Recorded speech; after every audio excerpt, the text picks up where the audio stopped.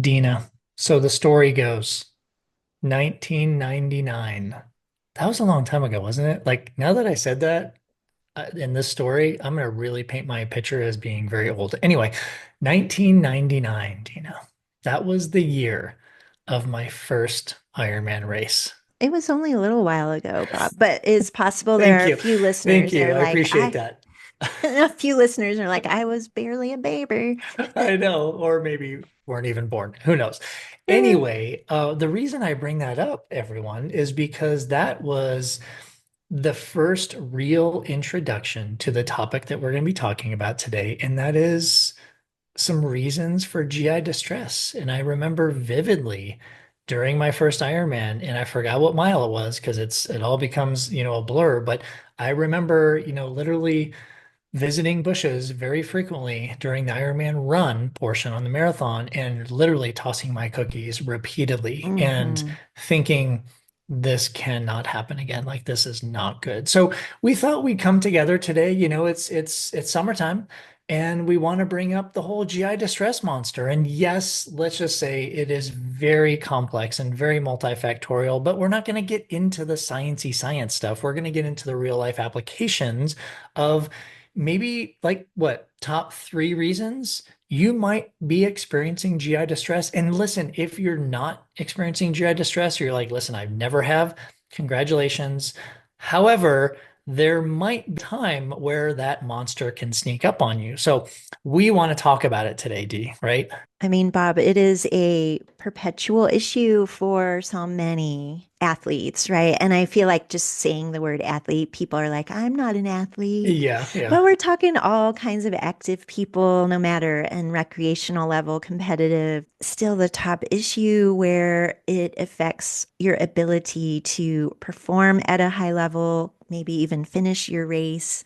And so we can't neglect how important it is. Yeah, I think Bob just highlighting our top reasons to get people thinking about it. And as you're going into peak summer months with your racing, training, and so on, does this connect for you? Does it resonate for you? Because you can do something about it.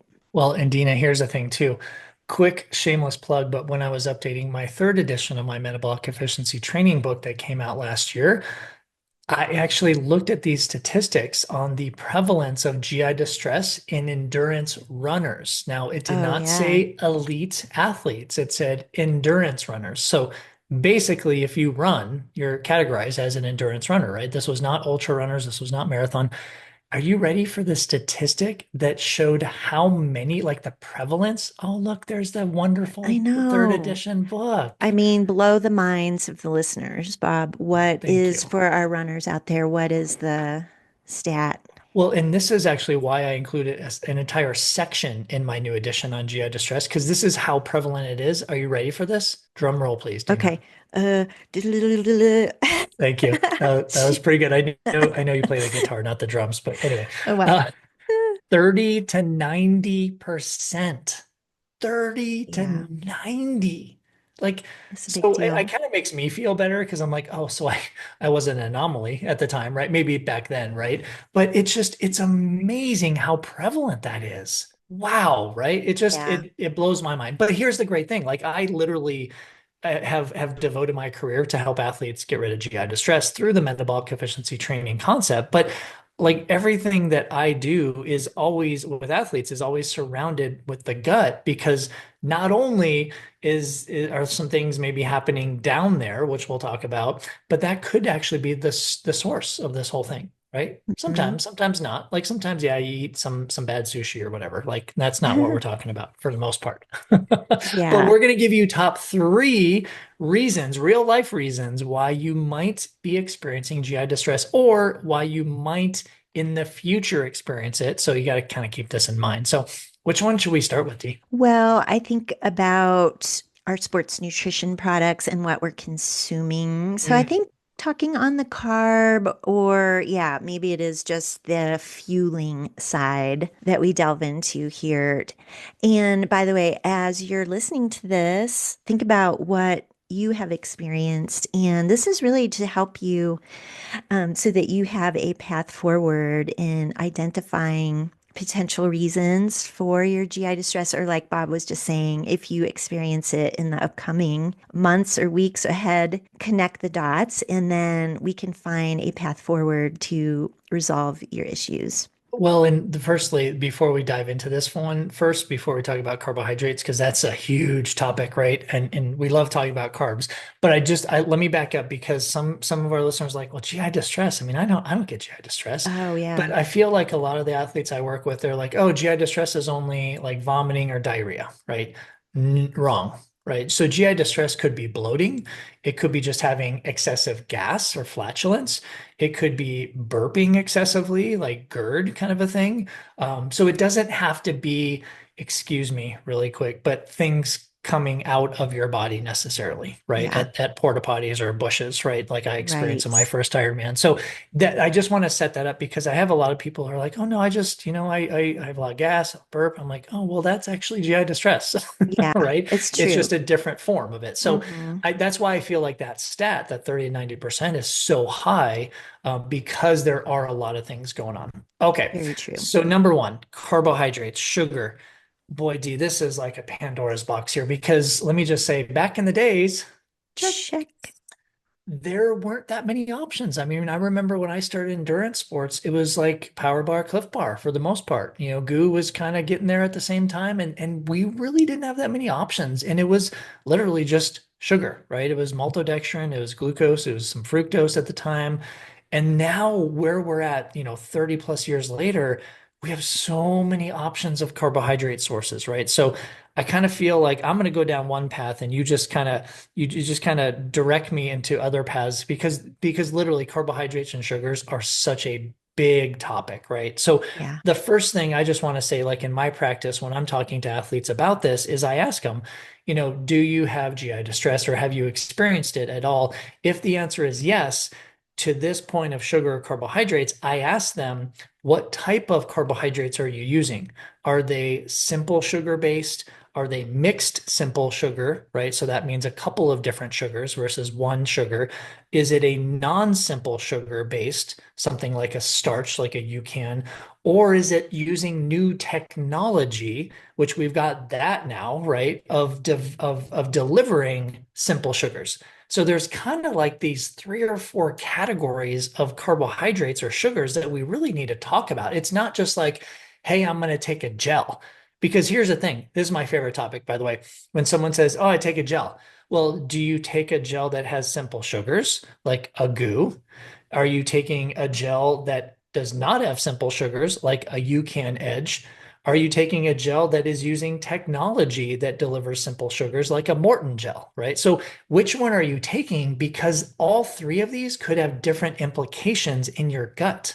So, as an example, I see the simple sugars. If you are predisposed, if you fall into that 30 to 90% category of an endurance athlete who does have GI distress or experiences it, usually those simple sugar gels predispose your gut to have GI distress. So it kind of pisses your gut off a little bit, right?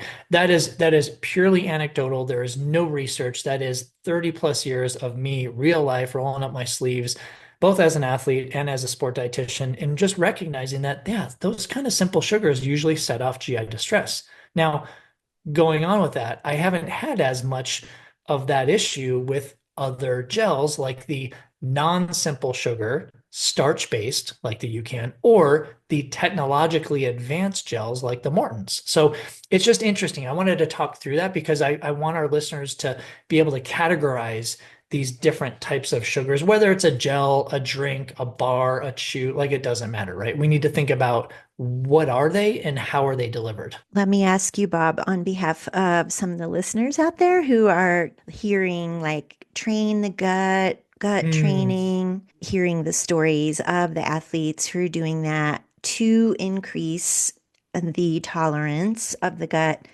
Your take on like, wow, okay, I'm hearing you, but if I just keep practicing my 3 to 5 gels an hour, and I don't know exactly what's in them, but if I just keep oh, practicing, will that help me be able to tolerate that and not have my GI issues? it is such a great question, Dina. In fact, if you are watching this on YouTube, what you're seeing me do is look through my book, my What third page are edition we book, going to? because well, that's what I'm trying to find right now. Because just hold on 1 second. I will find this because in my special section stage, I talk about ketogenic diets. I talk about intermittent fasting. Oh, there it is. The digestive system and gastrointestinal distress. Oh So that is yeah, yeah, on yeah. page Okay. 179, Uh-huh, I right? see So I, it. so I Yes. talk about that, but here's the other thing. So if you want to, learn more about what we're talking about today, I kind of do a deep dive into that. But here's what I really, really want to bring up. So there is this training the gut thing, right? And what do we know about training the gut, Dina? Well, what we know is that it can absolutely work. Yes, right?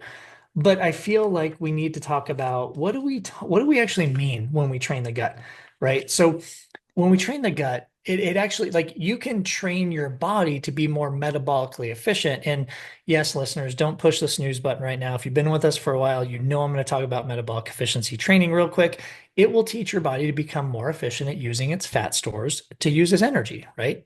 You preserve your carbohydrates. And in fact, when I work with athletes who have GI distress, this is the first thing I do is we reformulate their daily nutrition plan to support metabolic efficiency training because in the end, what that does also is it decreases your caloric need per hour. Blah, blah, blah, blah, blah. That's maybe what some of you heard. That's fine. Back to training the gut. So you train the body to be more metabolically efficient, use fat and carbohydrates better, right? But yes, you can train the gut to absorb or to intake, consume more carbohydrates. Okay. Is that a bad thing? Not necessarily, but it depends on you as the N of one. So I am going to talk about this here in a second, D, I promise, but I'm kind of getting around this to the story here. So some athletes might absolutely require consuming more carbohydrates per hour. Yes, we know that. Absolutely. Their thermostats run high. Yeah, I mean that's a thing. I mean, I don't know, as we're recording this, just a few days ago, Ironman Texas happened and Kristen Blumenfeld won. And I Yeah. saw him, just a video of him running through an aid station, and it was amazing. Like what he consumed just in fluid, and granted, I don't know how many carbs, but I know he's a lot of professional athletes, especially triathletes, do consume quite a bit of carbohydrates. And the only way they can do that is to train their gut to assimilate it, to be able to Yeah. handle it. So all I'm going to say is please don't think like training your gut for high carb absorption or consumption is a bad thing. It's not a bad thing unless you don't do it properly. So I actually put this in a section in my book just to let you know. Um, I put that in there because it does fit in sport nutrition, but you need to know how to do it. It usually takes 8 to 12 weeks to train your gut. Wait a second. Did Bob just say it takes 8 to 12 weeks to train your gut to absorb more carbohydrates? Yes, if you want to do it properly without a lot of GI distress, because here's the thing, you're going to go through increasing the load of carbohydrates per hour, but you're also going to increase the fluids per hour, and you might even increase your daily carbohydrates per day, right? So that's why you don't want to just say, oh, hey, this weekend I'm just going to go for trying to consume like 100 grams of carbs per hour, but I normally do 30. Like that's probably not going to be in your favor, right? You want to take time to be able to train your gut. It's absolutely possible, but here's the funny thing: there is no set protocol. Like literally, Dina, I looked into all the research on this before I put it in my book. No agreed upon protocol. Like all these Yeah. professionals and these researchers out there are like, well, try this. It might work for you. Well, no, maybe try this. That might work for Yeah. you better, right? So we're not to the point of having a protocol, but what everybody agrees on is if you don't take time to do it, you're going to pay the price. So that is an option, I guess, just clarifying, or maybe it's a disclaimer, like, or the rhetorical question, is that appropriate for you? I mean, this is where working with us or one of us or an experienced dietitian who can look at you holistically and look at your history and your Yeah. goals, performance wise, and so on. Health wise, can maybe shine the light a little bit brighter on, do you need to spend those 2 to 3 months to be able to tolerate whatever type of sugar and that concentration and everything. So Yeah. Bob, I was curious if you wanted to speak more on the carb sources, like which ones Oh, I could love be more talking about this. problematic, right? Because that's a Yes. thing that you were hinting at is like not all gels are the same. Yeah, and it's crazy nowadays, right? Because Yeah. again, I feel like way back in the days, check the box again of saying that, it was easier, but we had more GI distress, right? It was easier because we didn't have all these concoctions, all these ingredients, all this technology, right? But nowadays we're faced with glucose and fructose and maltodextrins and all these technological things and super starches, live steadies, and all like wow, it is so confusing for us to keep track of, right? Let alone our listeners. So the way I look at it, Dean, let me know if I'm getting to where you want me to be here, but I look at it where up to 60 grams, like 60 grams is my ceiling, right? So if you need to deliver under 60 grams of carbohydrate per hour during training or competition, then there are certain sugars to do the job, right? Which we'll get into.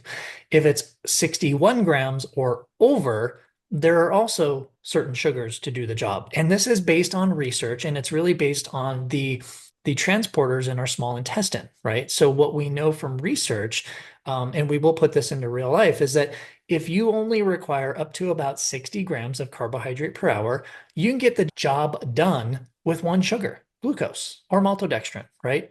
But if it's over 61 grams, then you need some help. And the other helper, the other sugar is fructose. Now, I'm just talking about simple sugars, right? I'm not Yeah. talking about the technology and I'm not talking about like the UCAN things with the starches. This is just simple sugar base. So I feel like our listeners need to know that ceiling is what you need to focus on first, right? Because if you're going to do a simple sugar-based product, if you're needing under 60 grams per hour, yeah, maybe a glucose or a maltodextrin is fine for you as long as your gut can handle it, right? But if you're a high burner or you're trying to teach your gut to absorb more carbohydrate, we need to loop in fructose somewhere. Is that kind of where we were going? Yes. Yeah, okay. I know. I But was but just thinking about the load. Like, how do you yeah. know if I should be 80 or 90? Well, okay. Oh, But anyways, oh, that's a well, side. that is a side comment. That's probably a topic for another conversation, Yeah, we'll another save episode, that. because I could go down that road right I now, but it know. would probably take about an hour. Yeah. But let's write that down. Let's Oh, because I yeah. think that would be very helpful for our listeners. Like I'm nutrient gonna timing. jot How that many down. carbs do you need per hour? Like how do you figure that out, especially if you Mm-hmm. don't have a metabolic efficiency test that's been done on you, Mm-hmm. right? Yep. Okay. But I digress. Like that's what we know about simple sugars. What we don't know, and we don't know this because the research has not been done specifically on this, is like with products like UCAN, right? Which is a starch based.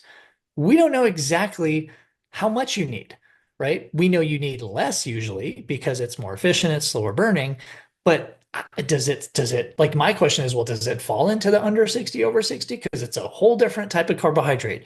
Yeah. And then what about things like Morton, where you have this hydrogel technology, which helps reduce GI distress, even though you're delivering a high amount of simple sugar, it's encapsulated in this hydrogel, this droplet, if you will, technology that passes through the stomach really quickly. So it reduces GI distress, but it's in simple sugar form. So like there's all these like really cool, like I get super excited about this, but still super confused because there's so many ways to get to the end goal here. I feel like personally as a sport dietitian and an athlete who was plagued with GI distress is you kind of have to see which one is going to work best for you. However, I'm going to just put this out there. If you are someone who has had GI distress or has it, please always start on the low end. Like don't try training your gut for high carbohydrate consumption right now. Like let's start a little bit lower because there's also two other things we need to talk about today, right? This is only the first topic. Should we go there now, Bob? Unless you have anything to add to the whole sugar thing or carbohydrate, I kind of stole the show on that one, Well, but I no, get pretty heated with that. I think awareness is like Yeah. a root of this whole thing is like, okay, we're talking about source of carb, the different kinds of carbohydrates. So, like for those of you who might be prone to GI distress or looking at this more closely is take a look at what you're using, quantities, sources, timing, and that can get you turning on the light bulb here a little bit more. But this other part, Bob, is like I think of the hydration Oh my piece. gosh. Number two, hydration. I Yes. mean, I guess some people think of hydration like that's a sports drink that's hydrating me, but that could introduce more carbohydrates, more of these simple sugars or not. And so, what is in your drinks? And then some people think about, I am hydrated if I just drink massive amounts of water. And we know from research, like overloading the system basically with plain water can contribute to GI distress. It can contribute to actually not hydrating you as efficiently. And then the flip side is the underhydration. So all those carbs that you're just putting in the system will work for the most part, be absorbed more efficiently the more hydrated you are. So we're introducing a whole new layer that kind of overlaps with what you're fueling with in the form of that fuel, this other element that can help or not Mm. in terms of the risk for GI distress. Yeah. I mean, what's your take on like if someone came to you and said, "Well, what should I do? Should I just drink plain water and do these whatever gels or, whatever? I mean, concentrated carbohydrates, or do you prefer more in a bottle and have it an easier delivery system with carbohydrates and fluid? Because both of them can be a little slippery slope, right? I know. Yeah. I Yeah. mean, I think too, this is where we have to look at what are the needs and what are we trying to solve. If we Mm. have had GI distress, I think trying to isolate these things systematically can be super helpful, but also knowing, well, what is the electrolyte part of all of this? Because that's kind of that third element. We've got fluids, electrolytes or sodium, and then the carbohydrates. Of course, ancillary would be, are we consuming protein and fat as well? Some of these things in the context of the athlete Yeah. has to be. And, and I just you brought up something that I was thinking of as dependent variables, right? If you're Yeah. trying to figure out what's Yeah. going on, don't have a gel in a sport drink with carbohydrates and sodium and all this stuff because you've got to single things out first. Like if Yeah. you're trying to play detective, Yes. then you need to single these things out. But hey, if you're cool, like, hey, I don't have GI distress, like whatever, again, maybe someday you get it and hopefully you don't. But you need to think about these things. Like that's what we do when we work with athletes is like try to account for all dependent variables, choose one and Yeah. try to play the elimination game and see which one Hmm. is triggering these things, right? The Right. other thing that you sparked this was it depends on the type of endurance person or athlete or person, right? So if you take a runner, like a 5K, 10K half marathon, or even a marathoner, is going to be way different than a 50, 100 miler, 200 mile, 300 mile, ultra runner. Because what do we know about them is, well, ultra runners typically it's they put everything down the hatch, Oh, right? So you're yeah. talking about fat, protein, fiber, hydration, water, I mean, everything. Whereas I find that the shorter distances, you get really dialed in with like, these are like two or three nutrients that I'm doing. Whereas Very ultra true. runners are like, whatever, right? Down the hatch. Yeah. Yeah. The longer you're out, the Yeah. more you're at risk, Which could set right? you up for risk for many things, including Yeah. GI distress, right? But Yeah. it's a trick. Again, it is kind of a slippery slope because I think you do Hmm. have to qualify as you and I do when we work with people. It's like, well, what sport are you doing? Hmm. What distance, what duration, what intensity, what level of competitiveness? Like I use this Yes. Christian Blumenfeld as an example, Yeah. Ironman Texas winner. He's going to be very different than if you asked me to go out and do my seventh Ironman. Like I would be slogging, but our nutrition would be different because I'm going to be out there probably double the amount of time he was, right? Holy moly. That is lightning fast, by the Lightning way. fast. Yeah, Uh, yeah, I don't yeah. know how much faster we can get, but this is like crazy. Yeah, I know. It's amazing. Well, and it kind of shows you like the level of not only physiological adaptation, but nutritional adaptation that we're getting. And this is Yeah. this is why we're talking about like Yeah. reducing or eliminating GI distress. This is why we're talking about increase or improving your body's ability to consume or absorb carbohydrates, to your body's ability to be metabolically efficient, because all these things, they're like the tech in shoes, right? They're like super shoes, right? But it's Yeah. like super nutrition these days. Like, what can we do with nutrition to kind of tweak things, right? Yes. Yeah. Yes. And really, the first thing you can do is stop getting GI distress because that's going to hold you back no matter what. Hmm. So what else do we want to say about hydration before we leave that topic? Well, I think just kind of going back to summarize is like what kind of fluids are you consuming? How much? Even before you begin your training session or your race, and the electrolyte component, just becoming aware of specifically like your sodium intake. Again, this getting a little bit too much into it, Bob, but just like this fluid part is more than just plain water. So, what Mhm. are you drinking? What's in it? And kind of putting everything together with what you're fueling with. I guess we can kind of just leave it at that as this kind of highlighting Yeah. the importance of hydration. Yeah. Well, I think it's So, important because not many people associate hydration with GI distress, right? yeah, So yeah, yeah. I think most people think, yeah, carb, like what I'm eating could be causing something like this, but I don't Mm, think they're associating what I'm drinking can also, and it can, yeah, obviously. That's yeah, why we have this at number two, right? yep. So the last one we want to cover is something, I mean, it's not groundbreaking by any means, but it's not sexy, right? So Mm, usually people don't talk about it, and that's just your microbiome status. Like, what is the health of your gut, of your digestive system, right? Because I mean, there's so many roads to go out down on this one, but I mean, literally, the status of your microbiome, which is all this good and bad bacteria in your digestive system, that could actually predispose you and could trigger certain GI distress symptoms, whether it's, upper abdominal, lower abdominal, intestinal kind of a yeah, thing. So, where should we start with this? Because, boy, we've done stuff on this before, not specifically, but I know. We could mention the type of people who might be needing to look at this more okay, closely. yeah, yeah, I yeah. don't know, Bob. I mean, I think of women go Hmm. through, let's say, the perimenopause to menopause transition, postmenopause. There's a lot of changes going on with the gut microbiome. There's inflammation happening. And so, like that in and of itself, while it might be kind of temporary, but it can be lengthy in terms of the duration of time people go through these phases. And if you're an athlete, training or racing is just, this could be a volatile kind of like heightened period of time where your symptoms and your tolerance level is affected. What do you do about it? I mean, we could save that for another conversation as well. But I think a lot of women don't realize that they're bloating and their tolerance level changes during this phase of their life cycle. Yeah, and if you are a premenopausal female, uh, you just take advantage of that right now because yes, it happens. And obviously, I'm not speaking from experience except for my wife, right? And seeing other females, but it does. It's amazing what I hear for females going from that pre to peri. The gut changes, the digestive changes are Yeah. amazing, right? So, Hmm. so yeah, if you're premenopausal, take this more as a, oh, okay, you need to watch for Hmm. this when it comes in your in Hmm. your progressive life. Yeah, yeah.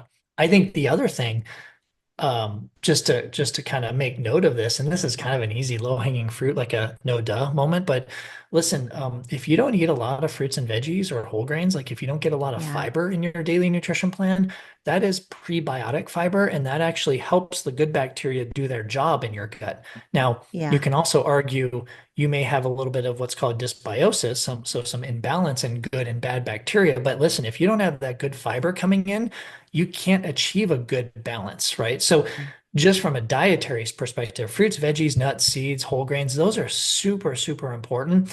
And unfortunately, Dee, I just find at least a lot of people I work with is like, those are usually the first things to go because they're not convenient. They're not in a wrapper. They're not grab and go. You know what I Yeah. mean? So I kind of feel like maybe we start with some basics there sometimes. Yeah. It's a good point, Bob. I mean, and if you're feeling day to day outside of your training and exercise that you have GI issues, like, oh, your Mm, bowel movements aren't regular or consistent, or you have bloating, gas, and these other issues, like those are signs we've got some work to do on the gut microbiome outside of what we're consuming in a training context. And so that can be a signal. Oh, and Bob, I was just thinking of people who don't realize the transit time from what we eat. yes. Like, oh, my race is Sunday, and I'm thinking about my race morning. That's awesome, what I'm going to eat, and yada, yada. But it's like, oh, wait a minute, what we're consuming 2 or 3 days out. can Yeah. be a contributing factor for what we're going to feel on that race morning. Which kind of contributes to our number one thing we talked about with the whole carbohydrates too. Totally, Because remember, totally. at least back in the days, well, that's three times I've Oh, sent this back in is the a days. PR for That is a you, PR. Bob. We used to have the carbohydrate, the pasta loading the night before. I can't even imagine. Like, wow, right? I mean, that should have been done like 5 days before, 5 nights before, just to allow the gut to kind of, maintain some relaxation there. But no, it's a good point. Like, I always say, like, always back up 2 to 3 days before your race Yeah. or important training session. Like, you need to keep your nutrition, your daily nutrition in a bubble those 3 days. Uh-huh. Like, do not deviate. Do not try new things. Yeah. Don't drink new water. Like what, not with new water, but like if you're traveling or what, like you need to make sure everything is almost identical in what you normally do those 2 to 3 days beforehand. Yeah. Yeah. Yeah. I mean, it's amazing. Along the line of prebiotics, obviously probiotic rich foods. We talked about this before in a previous episode, but listen, just to reiterate, you can't, if you get prebiotics from fruits and veggies and whole grains and all that good stuff, and to help the probiotics do their job in your gut, but you don't have that many like really good probiotics, well, it kind of defeats the purpose, right? So Hmm. eat some Totally. probiotic rich foods, eat some fermented foods, and please Yeah. don't think, you know what, because I get this all the time with my younger athletes, D, I'll just take a supplement. I'll just take a probiotic supplement. Well, yes and no, but you don't know if that particular bacteria, those strains are actually in your gut. So if that supplement doesn't have the strains you need, it might not actually help. So Yeah. please try to get these things from food. I know it sounds so just non-sexy, boring, but it really does start with the whole foods, the fermented foods, to try to populate the good bacteria, to try to, in a lot of athletes I work with who do have dysbiosis, is to try to kind of renegotiate that balance of good and bad bacteria. So, Hmm. we're gonna play the normal sport dietitian, tune and basically say, yeah, it does begin with your nutrition, doesn't it? Your daily nutrition. Yeah. There we go. I know, right?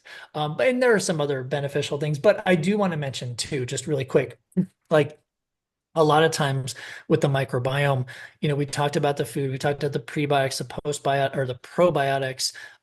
We also should just probably mention this just in case, because it is competition season.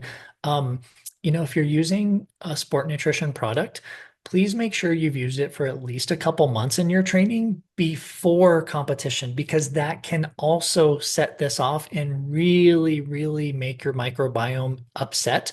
Like, for example, we both had athletes like this before, Dina, where the week before, maybe they go to the expo and they try something new and they're like, well, I'll try this tomorrow at the race. Like, don't do Oh, that. yeah. No, no, no, no, no, no, right? Weak. That's why we do these Yeah. nutrient timing strategies 3 to 4 to 5, 6 months before your competition, is to try it out, see how Yeah. your body is going to respond, especially because back to number one, where there are different delivery mechanisms, there are simple sugars, there are non-simple sugars, there's technology with sugars. Like, we need to take some time and try that out way before our competition day. Yes. Whew. Okay. I Oh, think I Bob, think so I'm much. done with But mine. I think this is hopefully helpful to just hear these categories. And I think, Bob, what we should do is another episode on some of the other, maybe semi surprising other contributors to GI Mm, distress. These are our top ones. And so everyone yep. should like just be diligent in assessing for yourself or get some help with your sports dietitian to walk through all of this. But there might be a few other things that people don't think about. So we could add that as a Yeah, follow on here. absolutely. But I was just thinking of our Patreon members over there. Oh, And for those who haven't yet joined our Patreon community, which you can join for free if you like over on the Patreon app, you can find us at ISN Podcast. But I'd love to know, for those of you working on your GI issues, what strategies you are employing. Are you switching products? Are you working on your daily nutrition? What have you discovered? If you're kind of on your own right now, engaging with others in our community can help one another. And if you're shy about it, sometimes seeing what someone else is going through can bring it forward so that we can resolve these issues. Yeah, it's a good reminder, and we love interacting with all of you on our Patreon community. So head on Yeah. over there for sure. We definitely appreciate all of your support. And speaking of support, obviously everybody knows, or if you don't, if you're new to our podcast, we are non-sponsored, so we do not support any financial products or financial anything from anybody. Well, except for you, I guess, because that's, if you want to subscribe to one of our upper level memberships at Patreon and get some really cool things behind the scenes that Dina and I do, that does help support our podcast and kind of keeps us going since we take absolutely no money from any manufacturers or corporate sponsors. So we Yes. appreciate all of you. Thank you, everyone, for being here with us. And we look forward to having you join us on the next episode.